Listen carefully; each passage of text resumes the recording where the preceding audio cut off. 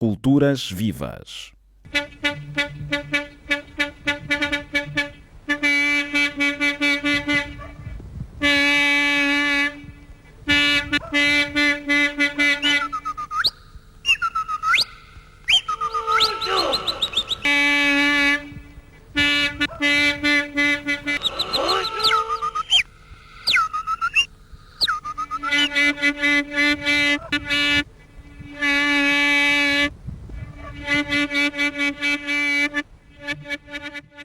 Angola é uma terra de contrastes, sejam eles geográficos ou culturais. Povo de origem maioritariamente bantu, embora com outras minorias que derivam de outras imigrações seculares.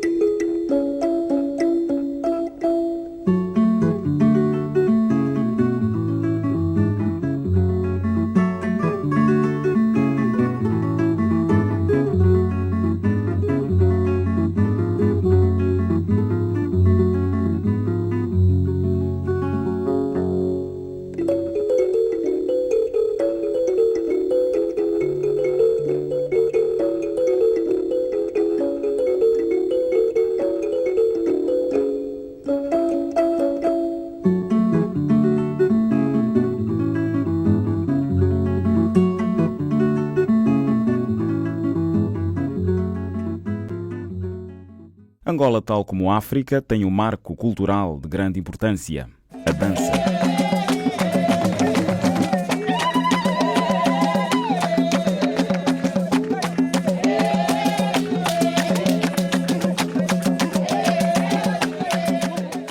As danças estão sempre associadas ao canto e são realizadas em todos os atos solenes: nascimento, morte, circuncisão, ou unicamente como manifestação de alegria ou tristeza.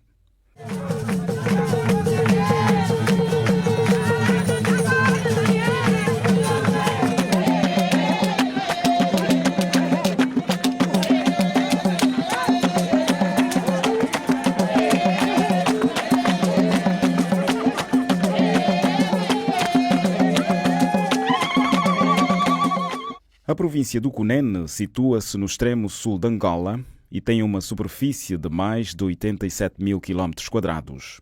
Ao norte, faz fronteira com a província da Huila, a sul com a Namíbia, a leste com o Cuando-Cubango e a oeste com o Namibe. A província do Cunene deixou de pertencer ao distrito da Huila no dia 10 de julho de 1970 e a sua divisão administrativa compreende 6 municípios, 20 comunas e 245 aldeias, e o clima é do tipo semiárido e, por isso, a província sofre constantemente com a seca. A pior aconteceu há um século, em 1904.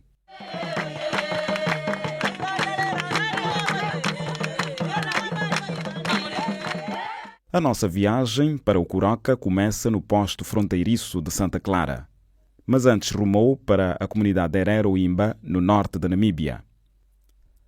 Durante a viagem, enquanto nos aproximamos do nosso destino, a nossa equipa contemplava as belas imagens que a natureza nos proporciona, entre as quais o rio Cunene, que aparece lá ao fundo e separa dois países que estão unidos num ponto de vista histórico e cultural. Do outro lado do rio vemos montes e vales, é Angola, propriamente a província do Cunene.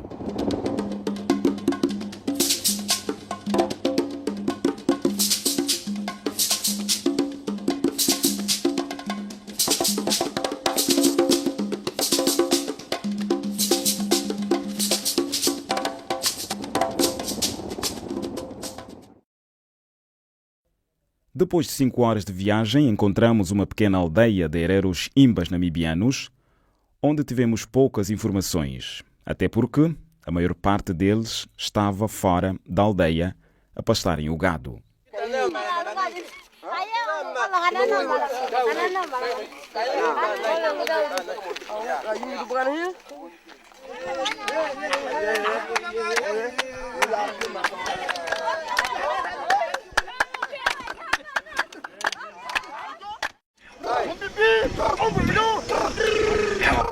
A nossa aldeia é para aqueles montes, lá em Angola. Nós mudamos daqueles montes que se chamam Oco ou Montenegro. Ao longo da nossa vida mudamos de sítio. Vocês são angolanos e lá os irmãos Imbas vão dizer a mesma coisa. E rumo ao posto fronteiriço de Rua Canã, com a estrada em bom estado e o clima favorável, as placas informativas nos davam a entender que já estávamos próximos ao posto de imigração, com o intuito de chegarmos ao município do Coroca, extremo sudoeste de Angola, província do Cunene. A segunda paragem aconteceu propriamente no posto fronteiriço de Rua Canã, onde tivemos que cumprir com as formalidades migratórias, rumo ao nosso destino, que é o município do Coroca, considerado pela nossa equipa de produção como o maior museu de transmissão oral de Angola. Por coincidência, o oficial de imigração do lado direito pertence ao grupo Herero. Poucos minutos depois chegou um herero Imba. Ele vive próximo daqui e cumpria os trâmites legais para entrar em Angola, onde está o irmão e uma parte do seu gado. Não filme, não. Poucos minutos depois já estávamos do lado de Angola, rumo à aldeia pertencente à comuna do município do Coroca.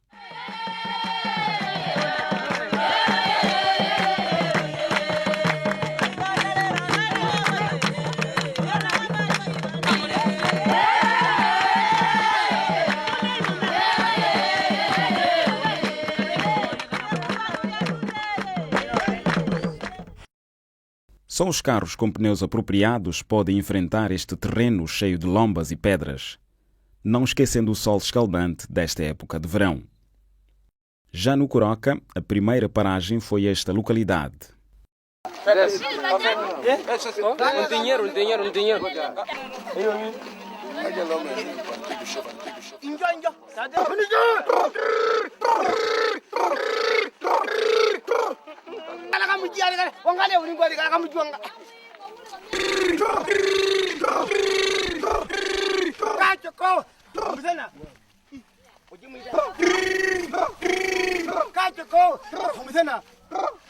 É o habitat privilegiado do povo Imba.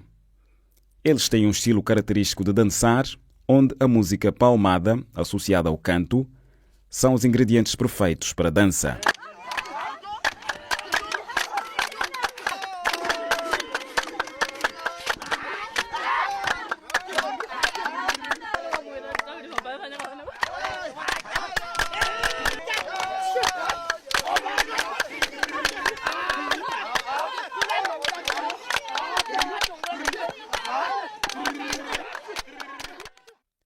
O município do Coroca, na província do Cunene, tem uma população estimada em 45.489 habitantes e dista 335 km a oeste de Ongiva e tem uma extensão de 7.998 km², praticam a agricultura e a criação de gado.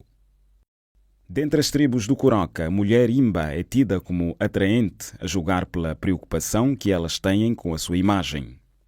Só para ver que este penteado é uma verdadeira obra de arte e a utilidade específica de pintarem o corpo em vermelho, para além da beleza, serve também como repelente dos insectos e hidratação da pele, um protetor solar, a julgar pelo elevado nível de radiação solar que se faz sentir nestas paragens. Os hábitos e costumes fazem parte da cultura de um povo, e esta é milenar, que até o tempo não consegue apagar.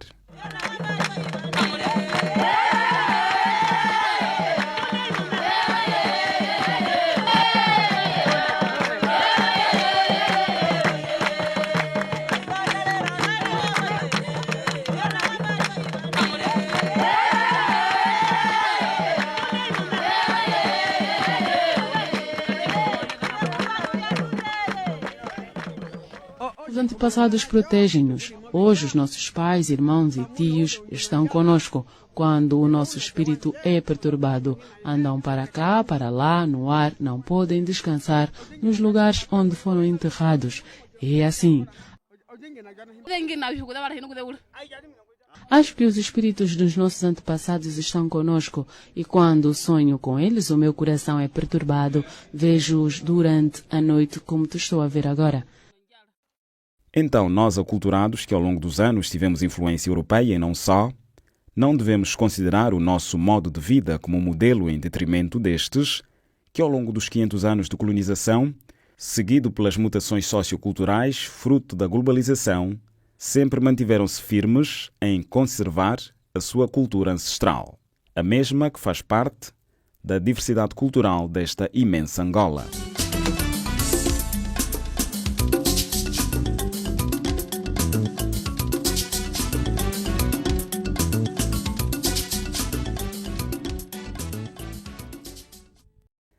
Nesta ordem de ideias, então temos que respeitar esta maneira de ser e de estar destes povos que conseguiram resistir à aculturação colonial e religiosa.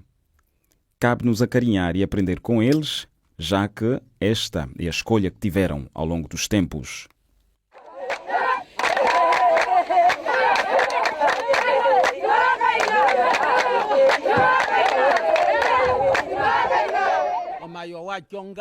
Para tirar estes dentes, utilizamos um pau e batemos com uma pedra. E os dentes de cima usamos uma faca para os afiar.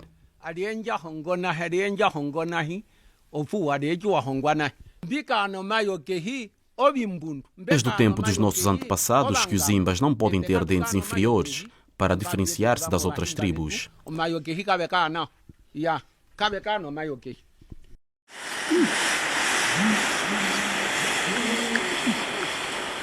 O Kuroka é habitado por 7 tribos diferentes.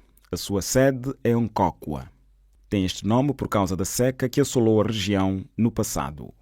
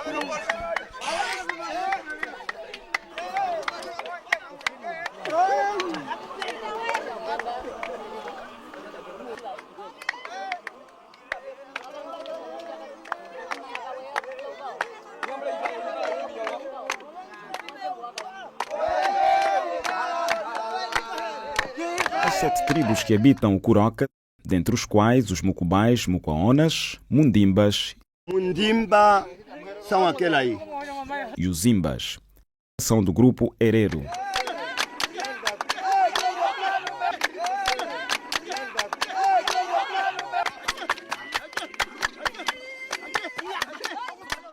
Nesta época, eles sofrem por causa da seca e a saída encontrada é a transumância. E os não-bantus são os Vátuas, Mukurocas e os Timbas. Dentre as tribos do Kuroka, os Bantu são os mais ricos, a julgar pela quantidade de gado que ostentam. A transumância é o melhor sistema de gestão de recursos sustentáveis, neste caso de pasto e água, que em África existe. Em todo o mundo ela é igual. De resto, a transumância não ocorre só em África, ela ocorre na Sibéria, ela ocorre na Finlândia, ela ocorre no Alasca. E essas pessoas não são consideradas menos cidadãos do que os próprios cidadãos dos países. Essas pessoas, por exemplo, têm exatamente os mesmos direitos que os outros cidadãos desses países E, igualmente, e já que falamos da transumância, falamos igualmente da necessidade da escolaridade. É com muita alegria e com muito orgulho que eu tenho que dizer que Angola é dos países que está agora a adotar na lei sobre a criança o princípio de que as comunidades que praticam a transumância, as suas crianças têm direito a escolas itinerantes. Só faz sentido, porque de uma parte ou nós iríamos ter que, enquanto Estado, ter vastos recursos para podermos fazer com que essas pessoas deixem de praticar a transumância, criando não só pontos de água e saúde, mas igualmente os pastos, porque temos que nos lembrar que o gado não bebe só água, o gado precisa de comer. E vastas quantidades de gado, porque os rimbas, sobretudo, são famosos pelas grandes manadas de gado que têm, então precisam de comer, de se alimentar. E essa transumância tem que ser tratada de forma economicamente viável, para que não transformemos essas pessoas ou obrigá-las a fixarem-se sem alternativas que os equipem com modos de vida que possam ser possíveis de continuar as suas tradições. Não os vamos transformar, isto é o que eu peço, não os vamos transformar em seres dependentes, desprovidos da sua cultura, que depois se transformam, isso sim, em seres totalmente dependentes e em seres amorfos e que deixam de ter a sua cultura. Na deslocação levam as esposas e os filhos, as colocam num lugar seguro, enquanto os homens saem à procura de água e pasto para o gado. A minha única preocupação é olhar para o meu gado e prosperar para que os meus filhos não venham a ser pobres. Quero ter a sabedoria da minha mãe. Quando o nosso pai morreu, éramos pequenos. Nossa mãe recebeu gado e cabras dos pais dela, que viviam do outro lado do rio Cunene, na Namíbia, até porque os nossos parentes lá ostentam muito gado e nós pouco. A guerra prejudicou muito a nossa riqueza, mas o pouco gado que temos vai se reproduzindo. O nosso vestuário é à base de pele de animal. As suas casas são cobertas de terra misturada com excremento de boi, com o intuito de equilibrar as altas temperaturas do verão durante a noite e serem mais confortáveis no cacimbo. A sala de visita ou de jantar é no sambo, no corral junto aos excrementos dos bois. A transumância é um processo de gestão sustentável de recurso e é praticada há séculos pelos ancestrais dos povos do Coroca e não só. Mas nem sempre a transumância é tranquila. Por vezes, donos de uma certa área de jurisdição não aceitam a passagem de outras tribos nas suas terras e consideram uma invasão.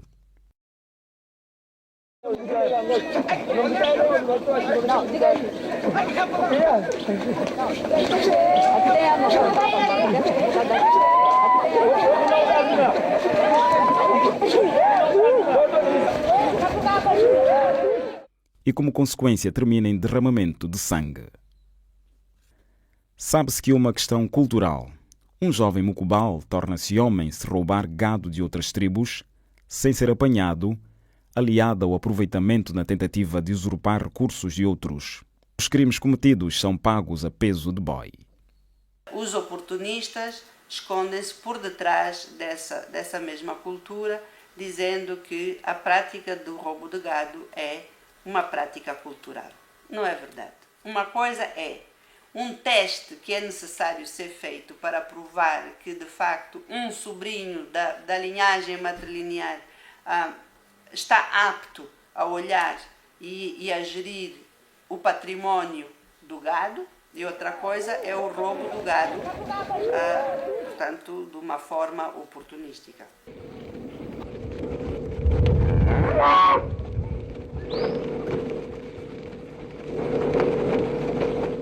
Os conflitos que ocorrem na transumância têm a ver com a luta pelos recursos naturais, neste caso a pastagem. A pastagem e pode igualmente ser a água, mas a água não tem sido motivo de luta, de conflito. Tem sido, isso sim, a escassez do pasto. A escassez do pasto tem a ver com ciclos de seca que assolam a região, portanto, do Namibe e do sul de Angola e da Namíbia, e que são cíclicos. E isso está a levar hoje que a transumância vá para territórios bastante longe, ou seja, os pastores do gado, os sobrinhos que estão encarregues da gestão do gado, têm que se deslocar, deixando as suas famílias para pontos muito mais distantes. Caso essa região também tenha sofrido da seca da mesma forma, que irá haver conflito, porque todos os dias de manhã os pastores saem com o gado para que o gado se possa alimentar. Portanto, infelizmente, a falta de conhecimento destas questões faz com que não fosse possível anteciparmos o que fazer em caso de seca. Mas isso devemos fazer, devemos ser capazes de fazer.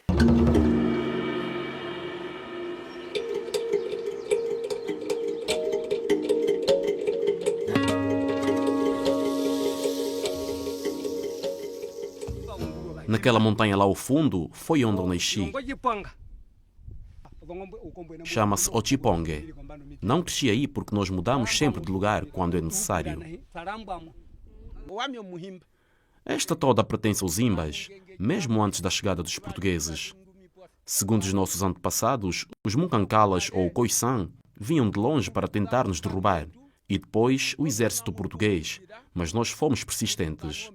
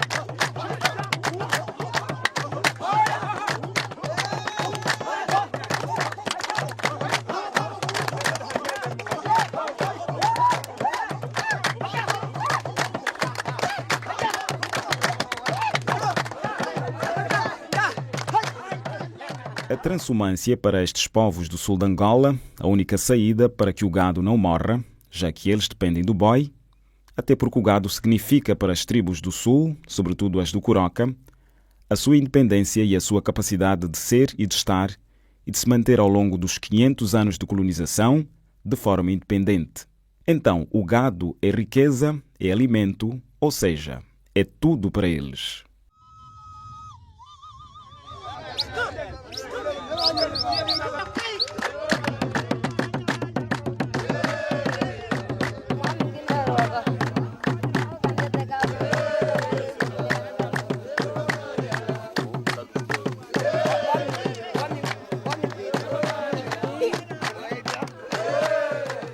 Os Imbas são descendentes dos Herero e mantiveram as tradições centenárias quase intactas.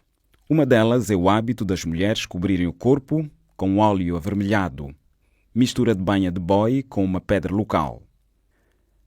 As mulheres Imba dispensam todos os dias várias horas a cuidar da sua beleza. Eu gosto de ver as minhas mulheres bonitas e trabalhamos para dar conforto à nossa família. Cortamos paus com katanas e construímos as mololas. Os bois e os cabritos são a riqueza do povo Imba, para além do maçango. Por isso, sempre que um cabrito está sendo rejeitado pela mãe, nós damos de mamar o leite retirado dela. Os Imba vivem próximos ao rio Cunene, que marca a fronteira entre a Namíbia e Angola, mas circulam livremente entre os dois países. Para muitos deles, não existem fronteiras. Vagueiam pelo deserto e matas como os leões e elefantes, chegando a caminhar até 80 quilómetros em busca de água para o gado. Tanto esforço vale a pena. Afinal de contas, o gado bovino é o principal símbolo de status de uma família Imba e outros grupos do município do Coroca, na província do Cunene. A carne é reservada apenas para eventos especiais, como casamentos e funerais. Quando um Imba morre, mata-se uma parte do seu gado e as cabeças são empilhadas ao lado da sepultura para proteger o seu espírito. Nas aldeias Imba há sempre um curral no meio, vigiado pelo fogo sagrado chamado Okuruo. Os feiticeiros usam-no para comunicar com os ancestrais.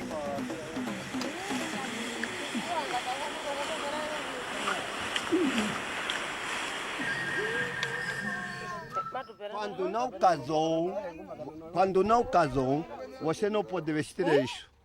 Esse que casaram são esses. Casaram assim. Agora esse aí, o pai já faleceu. A mãe é essa aqui. Este aqui vai sair quando casou. Fica como esse aqui. Aí. Fica como esse aí. Já casou. Então, esse agora não casou. Isto é que é muximba. Pensa por cadita aí. Os subgrupos dos hereros em Angola passaram por uma situação similar aos da Namíbia em 1941. Depois da morte do rei Kwanyama, Mandume, em 1917, os portugueses consideraram definitivamente conquistado o sul de Angola. No entanto, em uma zona do oeste, os subgrupos dos hereros Cuvale continuaram a criação do gado nas áridas terras da margem direita do rio Cunene, uma zona sem nenhuma vigilância por parte das autoridades portuguesas na época. O exército português decidiu acabar com essas pretensões de independência. Entre setembro de 1940 e fevereiro de 1941, as tropas portuguesas ocuparam o território dos Cuvale, matando um número considerável deles e fazendo prisioneiros a 25% da sua população, umas 4.000 pessoas, e tomando posse de cerca de 90% do seu gado, cerca de 20.000 cabeças. O povo herero tem um grande orgulho na sua identidade e solidariedade étnica. Apesar de ter sido praticamente aniquilado, tem mantido suas tradições familiares vivas. Prova disto é a festa anual Herero, quando as unidades paramilitares Herero, na Namíbia, desfilam ante seus chefes tribais através das ruas de Okahanja. O atual traje tradicional das mulheres Herero, na Namíbia, é produto da influência europeia do século XIX. Os Herero namibianos costumavam vestir-se como os Imba, isto é, praticamente não se vestiam. Os missionários alemães ofendidos conseguiram introduzir o conceito de vestimenta como um tipo de vestido de corte europeu da época, mas vistoso e colorido. Os peculiares sombreiros que usam, se diz, foram desenhados em homenagem à forma de cabeça de vaca. O Zimba, ao igual que a sua economia, que se centra ao redor do gado, grande número de cerimônias espirituais se centram ao redor da vaca como animal sagrado.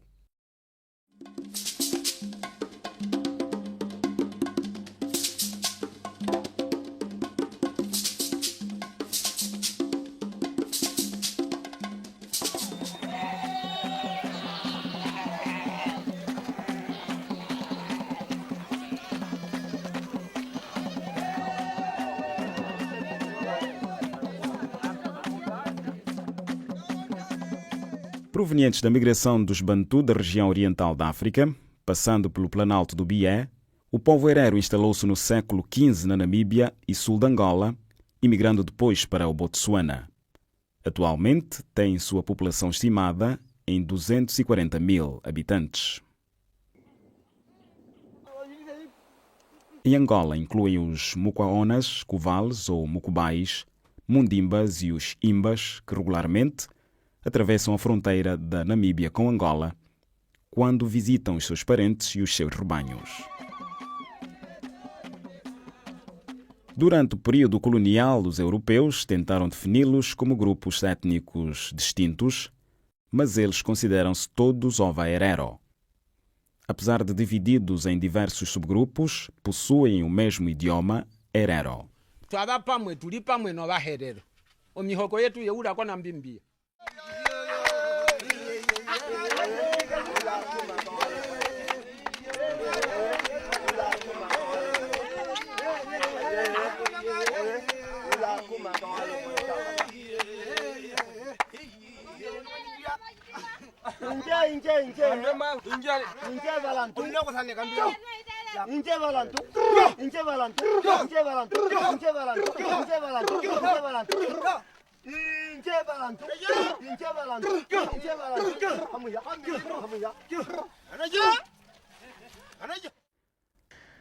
Também os antropólogos brancos, ao serviço do colonizador racista, tentaram dividi-los em seus estudos de antropologia, dizendo que são de origens diferentes. Uma estratégia do colonizador em dividir para governar ou exterminar.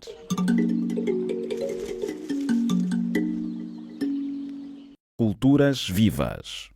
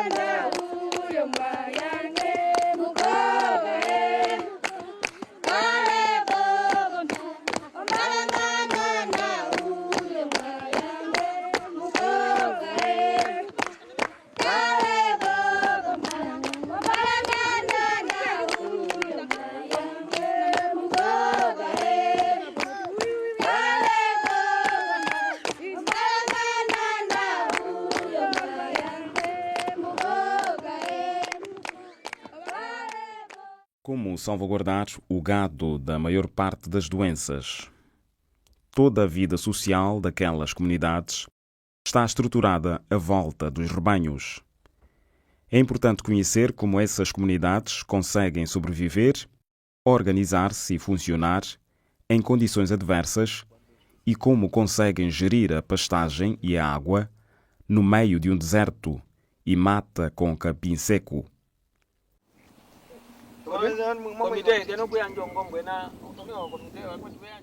Esse é um tema muito atual no chamado mundo moderno, que não está a saber lidar com o problema da água. Temos muito a aprender com essas populações.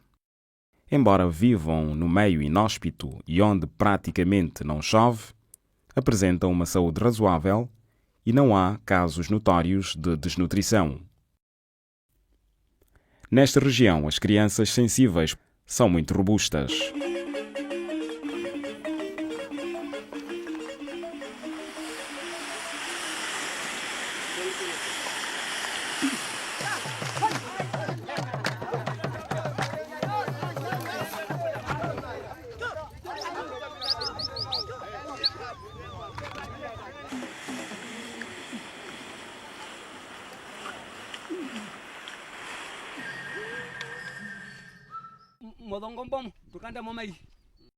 Para além do leite de vaca, alimentamos os nossos filhos também com leite de cabra.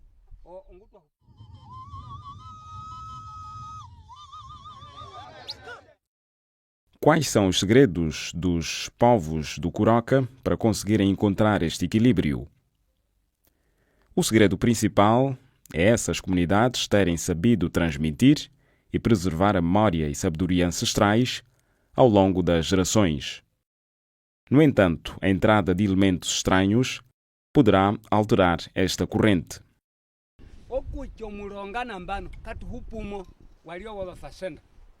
Não estamos preocupados com a invasão dos fazendeiros. Estão a usurpar as nossas terras. Até mesmo grande parte do rio já faz parte das fazendas. Alguém tem que nos ajudar. Por isso passamos mais tempo nas nossas casas, que são mololas. As comunidades tradicionais estão em risco. O que está em risco é a transmissão da cultura. Há cada vez menos condições para a preservação dos conhecimentos ancestrais. É importante, dentro da antropologia do desenvolvimento, indicar caminhos sobre como beneficiar dos avanços tecnológicos sem perder a cultura própria e identidade social.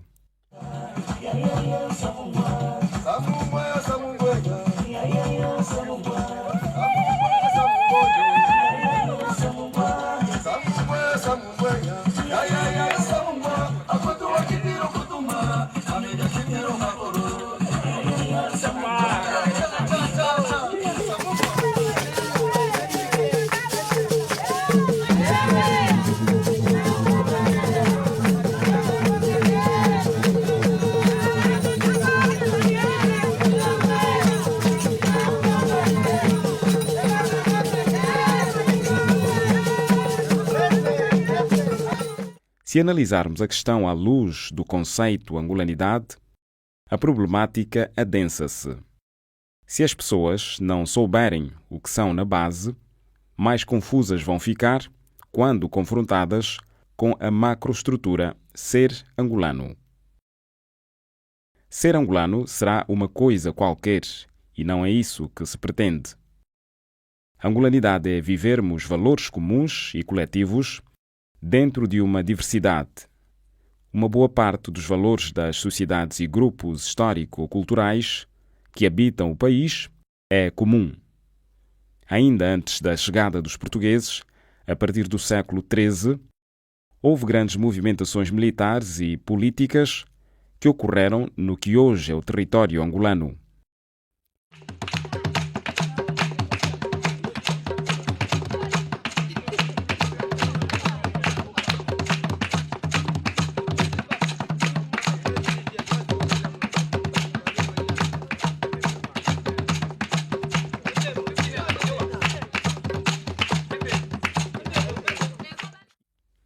As próprias línguas angolanas são semelhantes, não na perspectiva do falante, mas na do estudioso.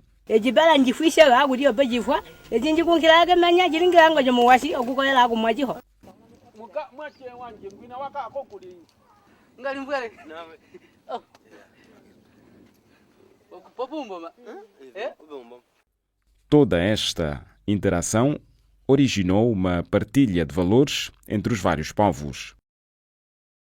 Como conjugar modernidade com tradição, dando espaço às culturas para reagirem à modernidade dentro das suas matrizes.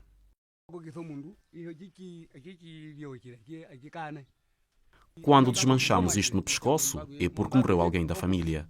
No meu caso, morreu a minha filha.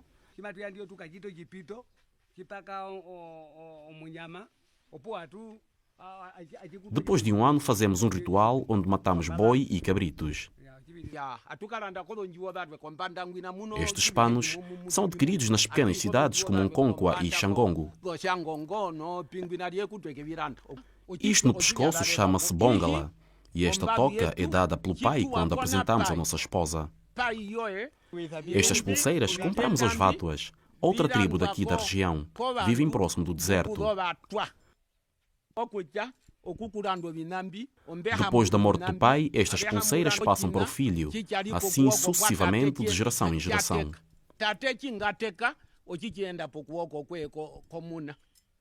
As culturas são dinâmicas e absorvem da modernidade aquilo que é útil, integrando-a de acordo com os seus valores. O homem sempre gostou da novidade, sempre foi curioso, e a modernidade apresenta-nos sempre coisas muito bonitas, aliciantes, coloridas, diversificadas. Nesta luta entre a modernidade e a tradição, é quase sempre a primeira que leva melhor. Hoje em dia, há um grande intercâmbio entre ambiente rural e a cidade. Basta ver um grande número da população angolana que está concentrado nas periferias das principais cidades. O problema é que, na cidade, a transmissão da memória coletiva é posta em risco porque lá o meio de transmissão por excelência é a escrita.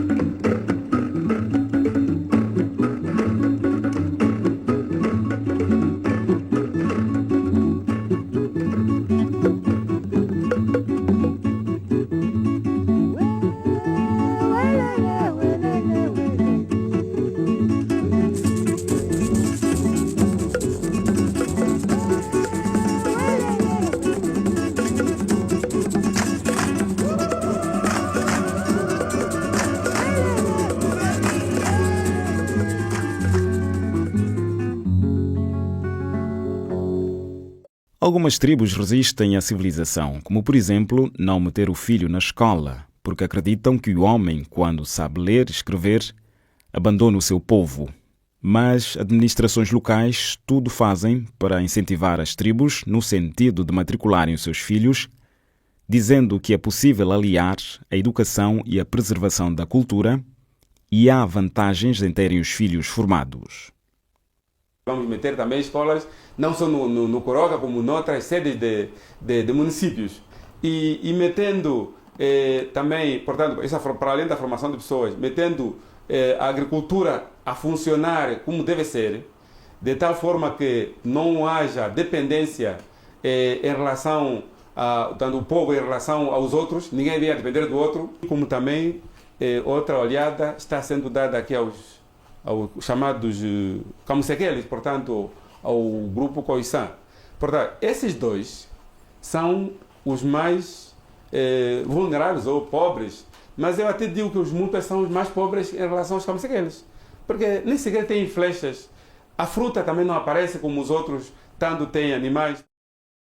Esta escola que que planificamos meter aí, este centro de saúde, não é só para os mutas, como também os macaonas, os mundimbas, os muximbas, os mumbis, etc., que estão, os mucubais, que estão ali, os chaviquas, que estão ali à volta e não só.